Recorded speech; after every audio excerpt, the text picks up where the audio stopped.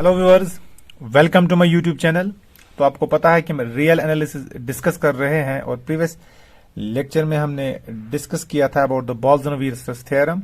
तो चलिए आज हम एक और टॉपिक आपके लिए लाए हैं, कॉशी सीक्वेंस। तो पहले हम डेफिनेशन पढ़ेंगे, what is a Cauchy sequence. तो चलिए पहले मैं डेफिनेशन लिख लेता हूं कॉशी सीक्वेंस की। ए sequence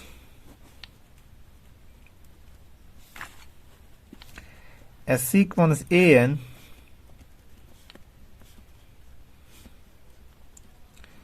is said to be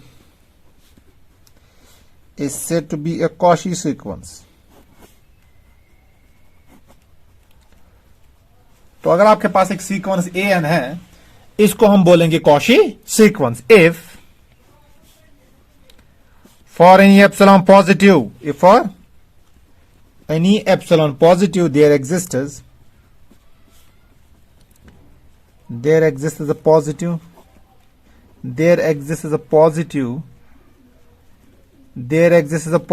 integer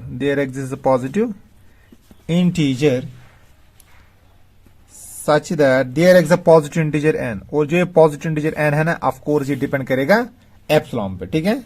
तो ब्रैकेट में आप लिख सकते हो depending on epsilon such that जो आपको mod of a n minus a m आएगा वो आपका आएगा लेस देन एप्सिलॉन। क्या आएगा? Whenever n comma m is greater और इक्वल टू एन।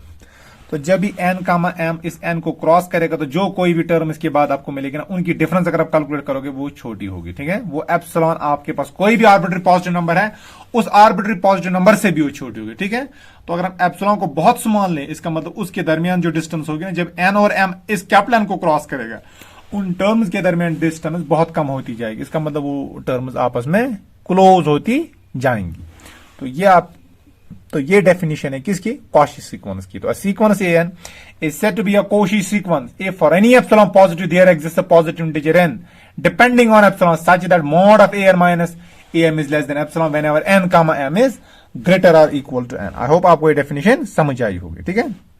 तो जब ये इस पॉजिटिव इंटीजर n को क्रॉस करेगा ना, उसके बाद जो कोई भी टर्म आपको सीक्वेंस की मिलेगी, a n plus one, a n plus two, a n plus three, a n plus two, a capital n plus five, so on so forth, उनकी अगर आप डिफरेंस निकालोगे ना, वो छोटे नंबर से भी छोटी होगी। अगर आप एप्सिलॉन कोई भी आर्बिट्री सा छोटा सा पॉजिटिव नंबर लोगे तो उससे भी छोटी उनकी डिफरेंस आप बना सकते हो। इसका मतलब ये नंबर्स एक दूसरे के बहुत क्लोज जा रहे हैं। जब भी एन कामा एम इस कैपिटल एन को क्रॉस करेगा, इसके बाद जो कोई भी टर्म होगी इस सीक्वेंस की, वो एक दूसरे के बहुत क्लोज होंगे, ठीक है।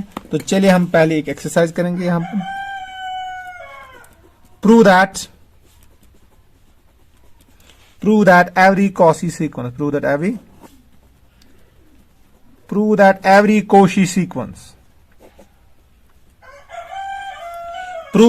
Cauchy sequence is bounded, ठीक है। Prove that every Cauchy sequence is bounded। So let's come to the solution। Let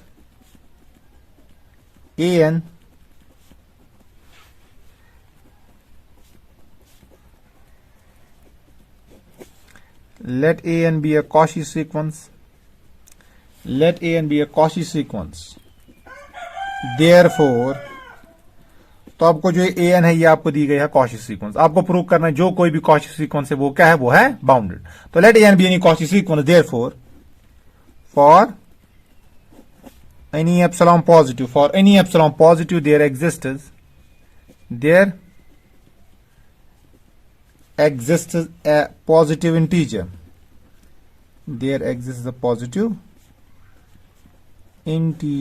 n। तो there exists a positive integer n depending on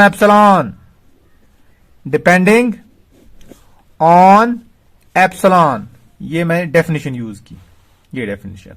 तो if an is a Cauchy sequence therefore for any epsilon positive there exists a positive integer n depending on epsilon such that mod of an minus am that is less than epsilon whenever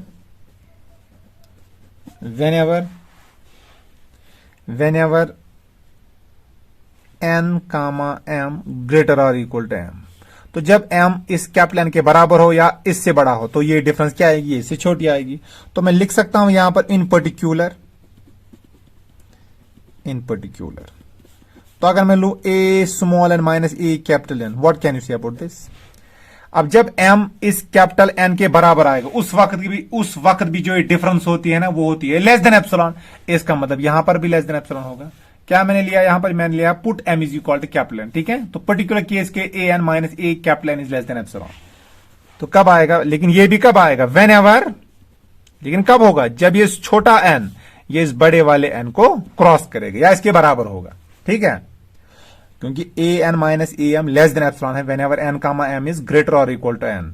तो I have put m is equal to n capital n in this case. तो आपको जो मिलेगा यहां पर mod of a n minus a n वो आपको आएगा लेस देन एप्सिलॉन। लेकिन ये भी कब आएगा, जब ये छोटा वाला n इस बड़े वाले n को क्रॉस करेगा, ठीक है। तो मैं लिख सकता हूं उसको यहां पर ऐसे a n minus a capital n that is less than epsilon that is greater than minus epsilon, mod drop किया। तो और can I right it like this, a small n that is less then a capital n plus epsilon that is greater than a capital n minus epsilon. It happens whenever n is greater or equal to this capital N, ठीक है। अब देखो हर कोई term, तो अगर आप नजर रखोगे इसके ऊपर, आप नजर रखो तो जो कोई भी टर्म अब इस सीक्वेंस की है वो इन दो रियल नंबर, ये पर्टिकुलर रियल नंबर है, ठीक है। क्योंकि ए एन आपकी एक पर्टिकुलर रियल नंबर है, ए एन आपका क्या है, it is an term of the sequence. और ये कोई नंबर होगा, कोई रियल नंबर होगा, उसको एप्सिलॉन ऐड करो, उसको एप्सिलॉन सब्ट्रैक्ट करो। तो जो कोई भी टर्म आपको सीक्वेंस की है ना वो उन नेचुरल नंबर, उन रियल नंबर्स के दरमियान आ रहा है, उन रियल नंबर्स के दरमियान आ रहा है, ठीक है।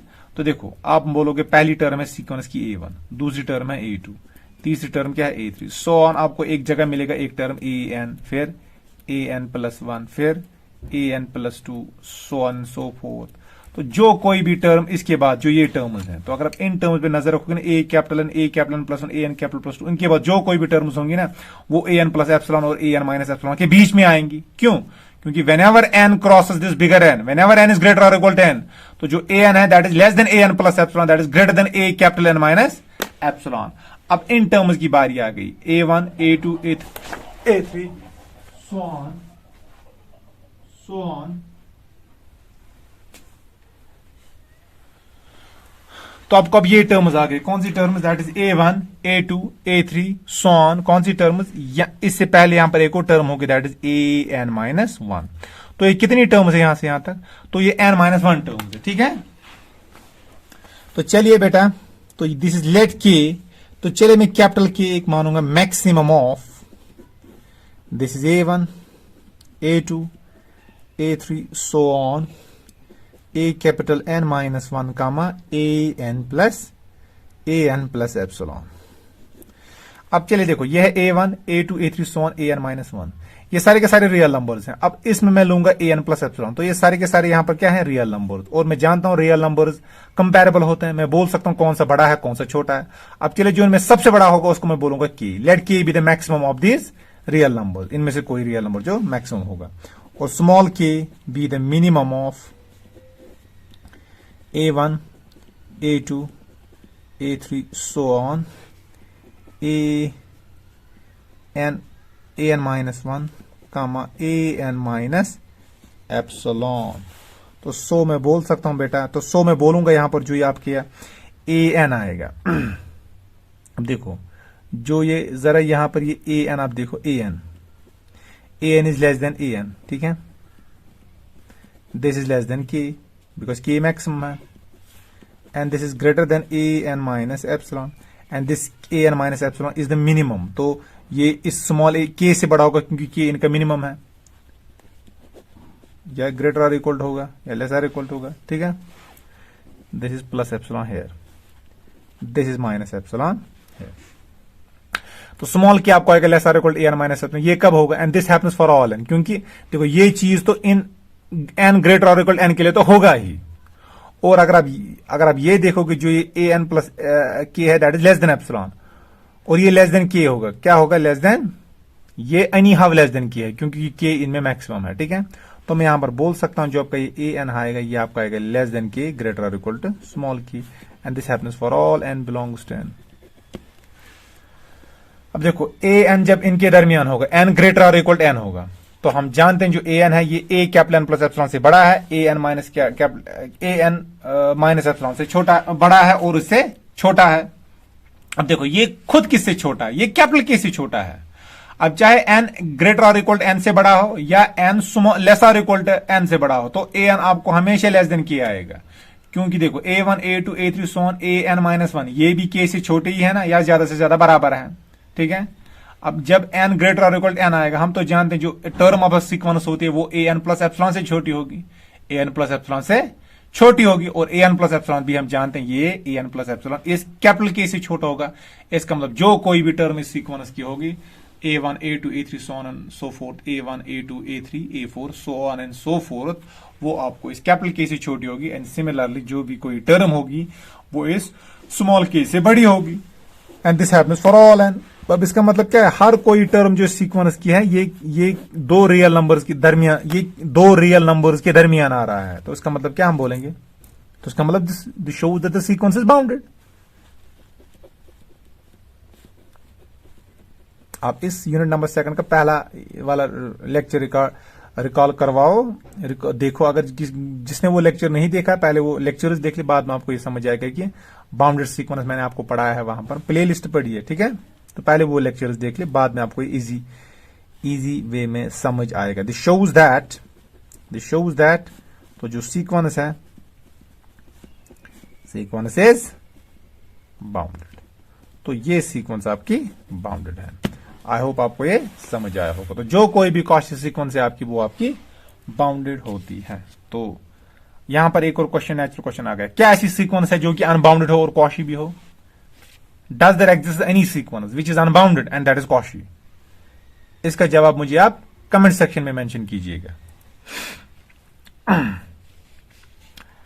अब चलिए हम एक और अब रिजल्ट करेंगे which is most important as far as your examination is concern, जो कि एग्जामिनेशन में पूछा जाता है, that is Cauchy's general principle of convergence. That is very important as far as examination is concern. Cauchy's general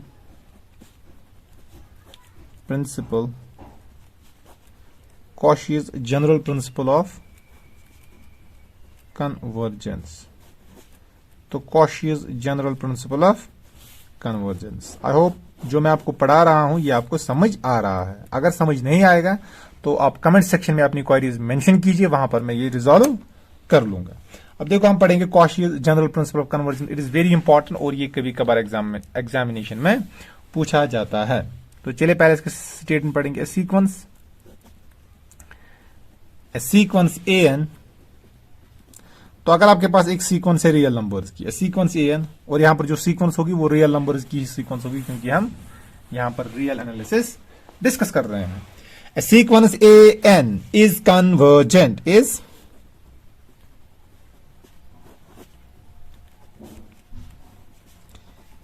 if and only if it is a Cauchy, if and only if it is a Cauchy sequence। तो कोई भी sequence AN आपके पास convergent है, ये तब convergent होगी अगर ये Cauchy सीक्वेंस है, ठीक है। तो let's come to the proof. तो जो कोई भी सीक्वेंस आपकी है, तो रियल नंबर्स में एक सीक्वेंस Cauchy सीक्वेंस तब होती है अगर ये कन्वर्जेंट हो। अगर ये कन्वर्जेंट हो ये Cauchy है, अगर ये Cauchy हो ये कन्वर्जेंट है। तो यही है आपका Cauchy's general principle of convergence. तो कभी कभार एग्जामिनेशन में ये ऐसे पूछा जाता है, prove that a sequence is convergent if and only if it is a Cauchy sequence, या कभी कभार ऐसे पूछा जाएगा, state and prove Cauchy's general principle of convergence. तो हियर इज द स्टेटमेंट। अब let's come to the proof. अब देखो यहां पर पहले हम यहां पर देखो आपको दिया गया अगर सीक्वेंस कन्वर्जेंट है तो वो Cauchy है, अगर Cauchy है तो कन्वर्जेंट है। तो पहले हम इसका नेसेसरी पार्ट प्रूव करेंगे, ठीक है, नेसेसरी। अब नेसेसरी पार्ट में हम जानते हैं, हम एज्यूम करेंगे चलिए ये आपकी सीक्वेंस है, ये आपकी कन्वर्जेंट है। तो जब हम एज्यूम करेंगे कन्वर्जेंट है, फिर हम दिखाएंगे कि ये कॉशी सीक्वेंस है। Assume that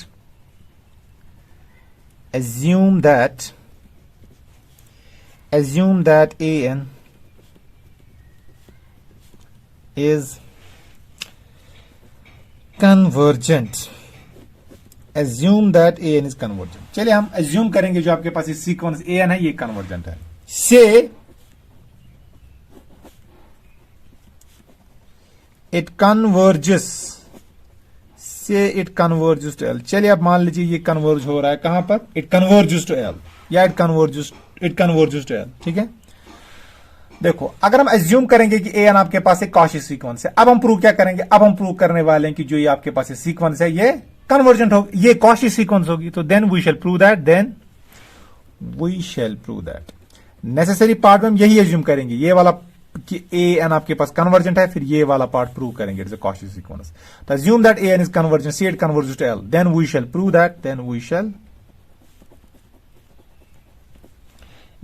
prove that a n is a Cauchy, then we shall prove that an is a Cauchy. It is a Cauchy sequence. तो फिर हम दिखाएंगे कि ये Cauchy sequence है। ठीक है, अब देखो इसको कैसे प्रूव करेंगे। सिंस अब an कहां पर कन्वर्ज हो रहा है, it converges to l as n tends to infinity. Now we will use the definition of convergence of the sequence. तो ए एन आपको कन्वर्ज हो रहा है to L as n tends to infinity. तो therefore for any epsilon positive, ये lecture उसी को समझ आएगा जिसने प्रीवियस कन्वर्जेंस ऑफ सीक्वेंस पढ़ा होगा, जिसने सीक्वेंस और मेरे लेक्चर्स फॉलो किए होंगे सीक्वेंस वाइज से, पहले lecture number 1, lecture number 2, lecture number 3। ठीक है, तो इस सीरीज को आप लेक्चर वाइज फॉलो करो। जिन्होंने ये लेक्चर्स नहीं देखे तो वो लेक्चर्स पहले देख ले, बाद में आपको ये चीजें समझ आने वाली है। तो therefore for any epsilon positive there exists a positive integer.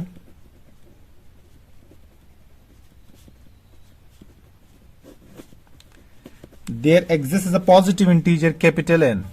तो आपको एक positive integer capital N exist करेगा सच दैट, तो जो आपको ए एन माइनस ए मिलेगा that will be less than epsilon.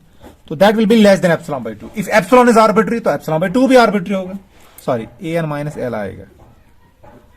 ठीक है, और this is by the definition of the convergence of the sequence. ठीक है, तो अगर ए एन कन्वर्ज होगा एल की तरफ तो as n tends to infinity, तो किसी भी एप्सिलॉन पॉजिटिव के लिए ये चीज होगा, a n minus L is less than epsilon by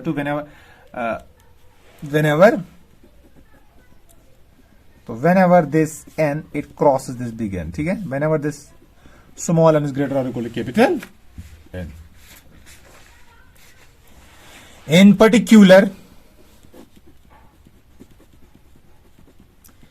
particular, what can you say about a m minus l? This is less than epsilon by 2. कब? Whenever m is greater or equal to n.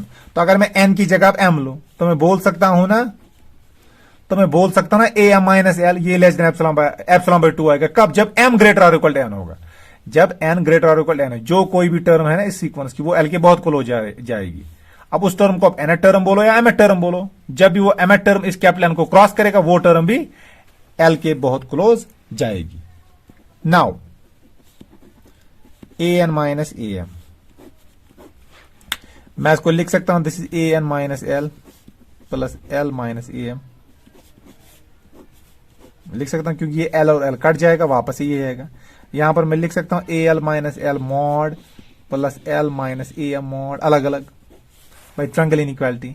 तो मैं लिखूं इसको a n minus L ऐसे ही, और इसको लिखूंगा a m minus l, minus बाहर निकाला क्योंकि मॉड है और मॉड वो माइनस एब्सॉर्ब करेगा। तो लिखूं मैं इसको लेस देन एप्सिलॉन बाई 2 और इसको लिखूं मैं इसको लेस देन एप्सिलॉन बाई 2, तो आएगा a n minus L plus a m minus L that is less than epsilon by 2 plus epsilon by 2। ठीक है, यहां से ठीक है, तो यहां से आएगा। तो मैं बोल सकता हूं यहां पर this is equal to epsilon. तो क्या आपको निकला?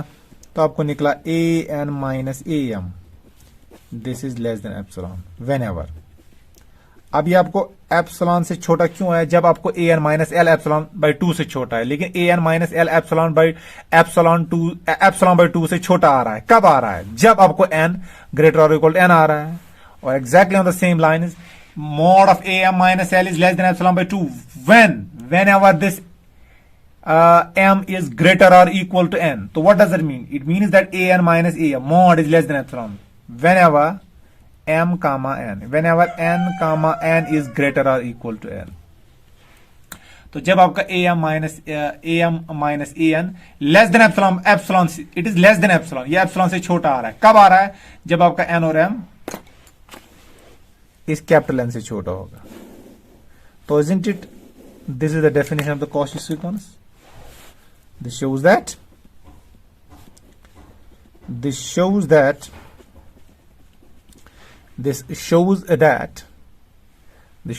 an, तो जो आपकी सीक्वेंस है इज ए Cauchy सीक्वेंस। तो this shows that is a Cauchy sequence. तो यही तो प्रूव करना था। अब चलिए अब हम इसका सफिशिएंट पार्ट प्रूव करेंगे। अब सफिशिएंट पार्ट में एज्यूम करेंगे जो आपके पास ये सीक्वेंस है ये Cauchy सीक्वेंस है। तो और फिर प्रूव करेंगे कि ये सीक्वेंस कन्वर्जेंट होनी चाहिए। तो assume that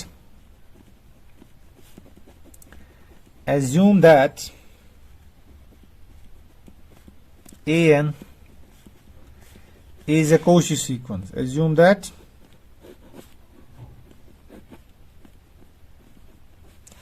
an is a Cauchy sequence. Then we shall prove that. तो अगर हम एज्यूम करें जो आपके पास ये सीक्वेंस है ये Cauchy सीक्वेंस है, तो फिर हम एज्यूम क्या करेंगे? फिर हम ये एज्यूम करेंगे, फिर हम प्रूव क्या करेंगे? फिर हम प्रूव करेंगे then we shall prove that an is, तो फिर हम प्रूव करेंगे जो an है इट इज कन्वर्जेंट। तो वो विल प्रूव दैट जो आपके पास ये सीक्वेंस है ना an ये कन्वर्जेंट है। ठीक है, तो ये चीज हम प्रूव करेंगे इस सीक्वेंस इज कन्वर्जेंट। अब देखो इसको कैसे प्रूव करेंगे।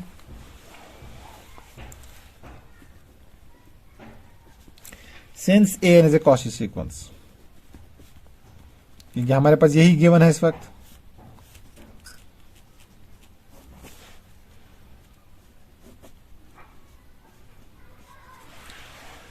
since an is a Cauchy sequence, तो इसका मतलब क्या है?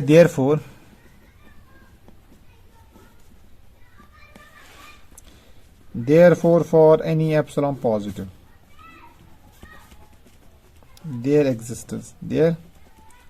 therefore for any epsilon positive there exists a positive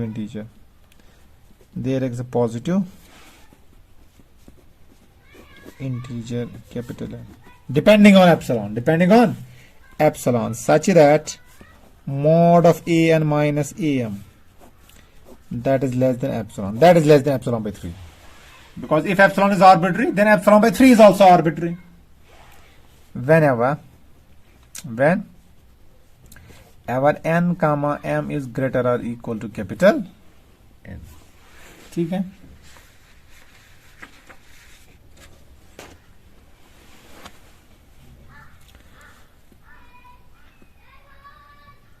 further since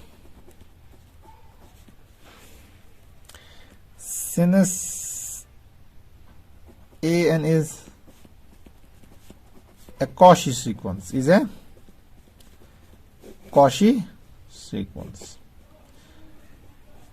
तो since an is a Cauchy sequence, और मैंने आपको अभी हमने एक एक्सरसाइज की कि Cauchy sequence बाउंडेड होती है। ठीक है, तो इसका मतलब therefore मैं बोल सकता हूं therefore it is bounded, बोल सकता हूं therefore it is bounded। तो क्या मैं बोल सकता हूं ये बाउंडेड है? यस। तो अगर ये बाउंडेड है इसका मतलब क्या है? That is there exists a positive integer, तो there exists a positive real number, rather there exists a positive real number। तो हमें एक पॉजिटिव रियल नंबर ऐसा मिलेगा या पॉजिटिव नंबर ऐसा मिलेगा m such that, तो जो ये mod of am आएगा this is less than m, and this happens for all n belongs to for all belongs to capital N. This is the definition of the bounded sequence. ठीक है, अब देखो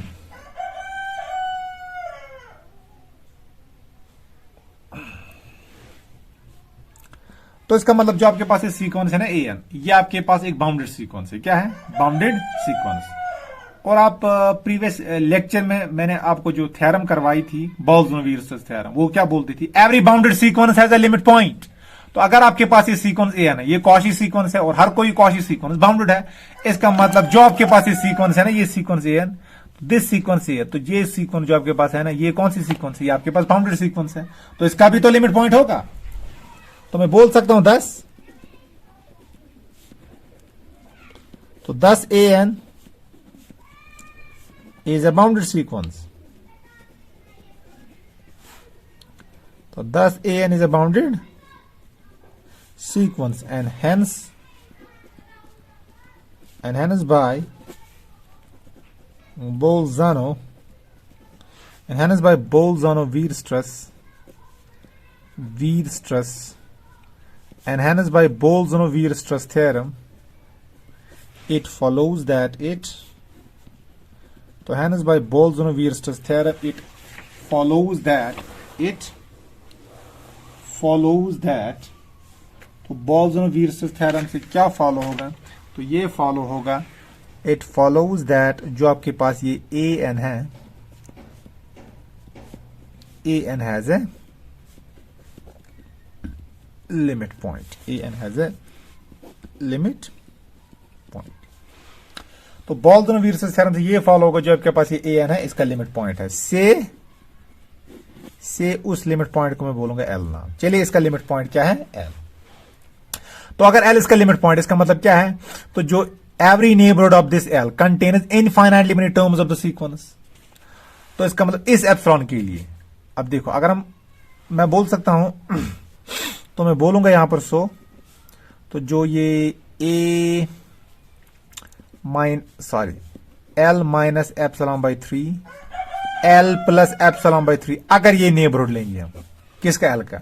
ये neighbourhood कितने terms इस sequence के contain करेगा? Infinitely many terms, क्योंकि मैंने आपको लिमिट पॉइंट की डेफिनेशन बोली है कि a real number is set with the limit point of a sequence if every neighborhood of that point contains infinitely many terms of the sequence।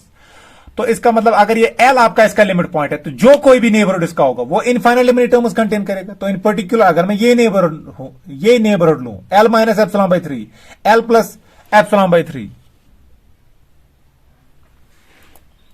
L minus epsilon by 3 L plus epsilon by 3, ये कितने terms contain करेगा? तो ये भी तो infinitely many terms contain करेगा। ठीक है, तो मैं बोल सकता हूं तो an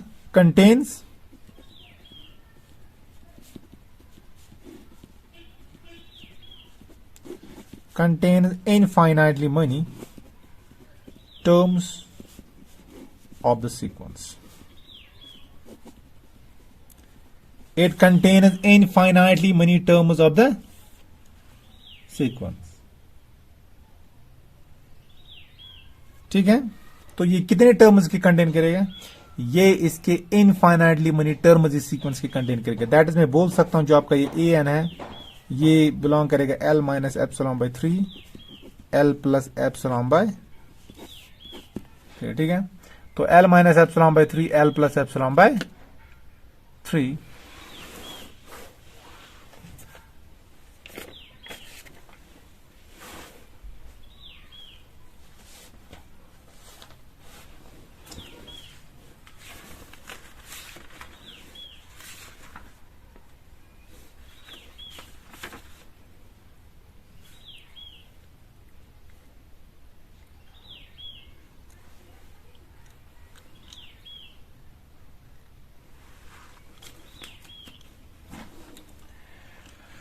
तो जो ए एन है, मैं बोल सकता हूं a n belongs in for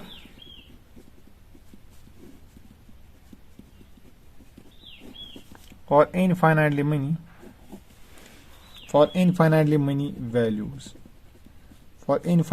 values of n.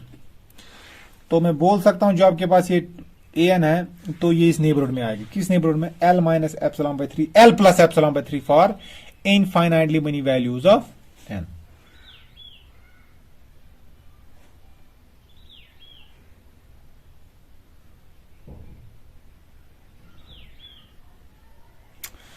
तो इसका मतलब क्या है, मैं बोल सकता हूं इन पर्टिकुलर,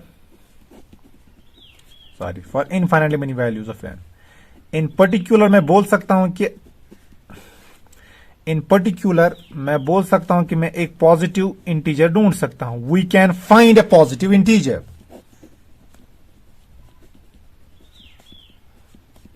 हम एक पॉजिटिव इंटीजर k ढूंढ सकते हैं जो कि इस कैपिटल N के बराबर होगा, ऐसे बड़ा होगा, सच दैट जो उसके कॉरस्पॉन्ड में आपको टर्म मिलेगी ना, वो भी L minus epsilon by 3, L plus epsilon by 3, वो भी L minus epsilon by 3, L plus epsilon by 3 इस नेबरहुड में होगा. आई होप ये आर्गुमेंट आपको समझ आएगा. क्यों, देखो क्यों होगा ये. अगर आपके पास, आप मान लीजिए आपके पास ये टर्म्स हैं, ठीक है, this is L minus epsilon by 3, this is L plus epsilon by 3. अब ये कितने टर्म्स कंटेन करेगा सीक्वेंस के? Infinitely many terms. अब देखो, अब आप जानते हो जो आपके पास यहां से यहां तक टर्म्स है, A1, A2, A3 so on, A capital N, जो कैपिटल N मैंने यहां पर लिया था, ठीक है, जो कैपिटल N मैंने यहां पर एग्जिस्ट करवाया था, ये कैपिटल N जो कि एप्सिलॉन पर डिपेंड कर रहा है.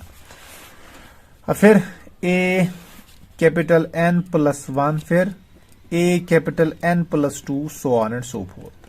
अब देखो इस टर्म की जो सीक्वेंस होगी, देखो AN से पहले कितने टर्म्स हैं? इससे पहले फाइनाइटली मेनी टर्म्स हैं, ठीक है. अब इन फाइनाइटली मेनी टर्म्स में एक टर्म, दो टर्म या सारे के सारे टर्म्स इसमें आएंगी, ठीक है. अब देखो जब AN को हम क्रॉस करेंगे, क्या इसके बाद ऐसी कोई टर्म आएगी कि जो इस नेबरहुड में होगी? क्या आपको लगता है? What do you think? मेरे कहने का मतलब है जो जब ये एक आपकी ये n इस कैपिटल N को क्रॉस करेगा, इसके बाद ये टर्म है AN plus 1, AN plus 2, AN plus 3, so on and so fourth. क्या ऐसी कोई टर्म आपको मिलेगी इस सीक्वेंस की AN को क्रॉस करके जो कि इस नेबरहुड में आ जाए? किस नेबरहुड में? इस नेबरहुड में आ जाए. ऑफ कोर्स आएगी. क्यों आएगी? क्योंकि अगर सारी की सारी टर्म्स AN से पहले आ जाए, ठीक है, और AN के बाद आपको ऐसी कोई टर्म ना मिले जो कि इस नेबरहुड में नहीं आएगा, फिर ये नेबरहुड कितने टर्म्स कंटेन करेगा? ये तो फाइनाइटली मेनी टर्म्स कंटेन करेगा, क्योंकि AN से पहले कितने टर्म्स आ रहे हैं? A कैपिटल N से पहले आपको फाइनाइटली मेनी टर्म्स आ रहे हैं. तो A कैपिटल N से पहले कितने टर्म्स हैं आपके पास? फाइनाइटली मेनी टर्म्स, ठीक है. अगर A कैपिटल N के बाद आपको ऐसी कोई टर्म मिले ही ना जो कि आपको इस नेबरहुड में आएगा, तो इसका मतलब जो आपके पास ये नेबरहुड है ना, कौन सा नेबरहुड? L का नेबरहुड, ये फाइनाइटली मेनी टर्म्स कंटेन कर रहा है. क्या, कौन, कितने टर्म्स? Finitely many terms. लेकिन मैं तो बोल रहा हूं कि ये कंटेन कर रहा है इनफाइनाइटली मेनी टर्म्स. क्यों? क्योंकि L is the limit point of the sequence. इसका मतलब हमें जरूरी इसके बाद भी बहुत ऐसे टर्म्स मिलेंगे. A कैपिटल N को क्रॉस करके हमें बहुत सारे ऐसे टर्म्स मिलेंगे, जैसे AN capital plus 1, AN capital plus 2, A capital N plus 3, so on and so fourth. बहुत सारे टर्म्स मिलेंगे जो कि इस नेबरहुड को बिलोंग करेंगे, जो कि इस नेबरहुड में आएंगे. क्योंकि अगर ऐसे टर्म्स ना आए तो AN कैपिटल N से पहले जो टर्म्स होंगे वो कितने टर्म्स है? Finitely many terms. इसका मतलब जो आपके पास ये L है, ये ज्यादा से ज्यादा L का neighbourhood finitely many terms contain करेगा, लेकिन ये तो इनफाइनाइटली मेनी टर्म्स कंटेन कर रहा है. इसका मतलब इस कैपिटल N को क्रॉस करके ही जो कोई भी टर्म आपको आएगी, इनफाइनाइटली मेनी टर्म्स आ रहे हैं इसके बाद, और इनफाइनाइटली मेनी टर्म्स आपकी जो आएंगी ना AN कैपिटल N के बाद, वो इस L के नेबरहुड में आएंगी. अब वो कौन कौन सी टर्म होगी उसके साथ मुझे गर्ज नहीं है, लेकिन मेरे कहने का यह मतलब है कि इसके बाद भी इनफाइनाइटली मेनी टर्म्स ऐसे आएंगी, इसके बाद जो इनफाइनाइटली मेनी टर्म्स ऐसे आएंगी जो कि यहां पर होंगी, ठीक है. अब वो कौन कौन सी होगी वो उसके साथ मुझे काम नहीं है, मुझे खाली इसके साथ काम है कि इसके बाद मुझे डेफिनेटली ऐसा एक पॉजिटिव इंटीजर तो मिलेगा कैपिटल की, जो कि इस कैपिटल N से बड़ा होगा, और उसके कॉरस्पॉन्ड में जो टर्म मिलेगी A कैपिटल A, वो इसमें होगा, ठीक है. I hope you got this point. तो अगर ये पॉइंट समझ नहीं आया तो do mention in the comment section. तो कमेंट सेक्शन में अपनी क्वेरीज मेंशन कीजिएगा, I will resolve your issues there, ठीक है. तो ओवरऑल मैं बोल सकता हूं जो ये mod of AK minus L आएगा, तो मैं लिख सकता हूं it is less than epsilon by 3, तो ये भी लेस देन एप्सिलॉन बाई 3 आएगा. अब देखो फर्दर K क्या है? K is greater or equal to 10. तो मैं बोल सकता हूं, so what can you say about AN minus A capital N? What is A small n minus A K? मैं बोल सकता हूं it is less than epsilon by 3 कब? Whenever is small n is greater और equal to capital N, क्योंकि जब small n greater और equal to capital N है, के तो है ही कैपिटल एन से बड़ा, तो ये भी लेस देन एप्सिलॉन बाई 3 आएगा। क्यों? क्योंकि आपके पास जो सीक्वेंस है वो कॉशी सीक्वेंस है, ठीक है। तो आपके पास जो सीक्वेंस है that is a Cauchy sequence. Now what is a n minus l? तो मैं लिख सकता हूं इसको a n minus a m, फिर plus a m minus a k, फिर plus a k minus L. I hope देखो ये के और के कट गया, ये एम और एम कट गया, तो मैं लिख सकता हूं इसको less or equal to a n minus a m plus a m minus a k, ठीक है, और plus a k minus A L, ठीक है। अब मैं जानता this is less than epsilon by 3। What is a m minus a k? अभी किया तो a n minus a k that is less than epsilon by 3 whenever n is greater और equal to m. तो मैं यहां पर ऐसे भी लिख सकता हूं ए एम माइनस ए के, तो ये भी आएगा लेस देन एप्सिलॉन बाई 3 कब? जब एम ग्रेटर और इक्वल टू एन आएगा। अब एम लिखो एन लिखो एक ही बात है, ठीक है। अब मैंने यहां पर लिया ए एम माइनस ए की, ये भी क्या आएगा? Less than epsilon by 3। लेकिन कब आएगा epsilon less than epsilon by 3? Whenever m is greater और इक्वल टू कैपिटल एन। और ये कब आएगा epsilon by 3? Whenever n comma m is greater और इक्वल टू कैपिटल एन। अब फिर plus a k minus l, ये भी less than epsilon by 3 because I know that k is greater और इक्वल टू एल। तो मैं लिखूं इसको एप्सिलॉन के बराबर 3 epsilon by 3, epsilon by 3 plus epsilon by 3 plus epsilon by 3 that is equal to epsilon. मैं लिखूं इसको दिस वेन एवर, ये चीजें कब होंगी? Whenever n comma m is greater or equal to n. तो यहां पर अगर आप देखोगे आपको निकला ए एन माइनस एल, तो ये आपको आया लेस देन एप्सिलॉन कब? Whenever this n is greater or equal to n. तो इसका मतलब क्या है? तो व्हाट डज इट मीन? तो this shows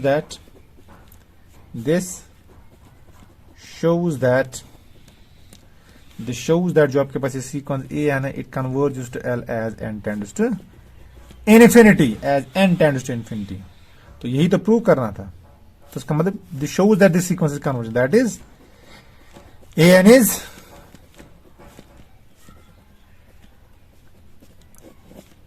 convergent, which proves the sufficient part, which proves the sufficient part। तो which proves the sufficient part, तो ये तो आपका sufficient part प्रूव हो गया and this complete is the proof of this theorem. तो अब याद क्या रखोगे? आपके पास अगर रियल नंबर्स में कोई कॉशी सीक्वेंस है वो कन्वर्जेंट कब होती है? अगर वो कॉशी हो, ठीक है। तो sequence in real numbers is convergent if and only if is Cauchy. तो सीक्वेंस जो रियल नंबर की है वो कॉशी होगी, तो अगर कन्वर्जेंट है, अगर कन्वर्जेंट है तो फिर वो कॉशी सीक्वेंस होगी। I hope it is clear. चलिए आपके लिए मैं एक होम वर्क रख लिखता हूं। विच ऑफ द फॉलोइंग, और कल और नेक्स्ट लेक्चर में हम इसके अब इस Cauchy's general principle of convergence के ऊपर कुछ क्वेश्चंस भी करेंगे। Which of the following sequences are Cauchy sequence.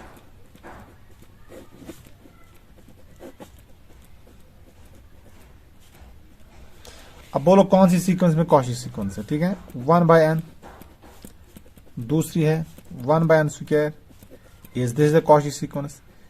तीसरी है आपके पास n divided by n plus 1, is this is the Cauchy sequence. चौथी है आपके पास -1 raise power n, is this is the Cauchy sequence और नॉट अ कॉशी सीक्वेंस। फिर आपके पास है n plus 1 divided by n, is this is the Cauchy sequence. फिर आपके पास है v -1 by n, is this is a Cauchy sequence. ठीक है, तो आपको बोलना इसमें से कौन सा कॉशी सीक्वेंस है और कौन सा कॉशी सीक्वेंस नहीं है, और इसका आंसर आप मुझे कमेंट सेक्शन में मेंशन कीजिएगा। क्या नंबर 1 कॉशी सीक्वेंस है? तो तो आप कैसे प्रूव करोगे इट्स अ कॉची सीक्वेंस? आप मान लीजिए कि आपका ऑब्जेक्टिव टाइप क्वेश्चन है, तो सिंपली आपको प्रूव करना है कि इसमें सिंपली आपको देखना है कि इसमें कौन सी सीक्वेंस कन्वर्जेंट है, क्योंकि अगर आपके पास एक सीक्वेंस कन्वर्जेंट है वो कॉची होती है। अभी मैंने प्रिंसिपल करवाया ना, Cauchy general principle of convergence. Sequence is a Cauchy sequence if and only if it is convergent. I hope जो मैंने आपको आज कॉन्टेंट्स पढ़ाया ये आपको समझ आए होंगे। तो ज्यादा से ज्यादा चैनल को शेयर कीजिए, सब्सक्राइब कीजिए और लाइक कीजिए। Bye bye, thank you.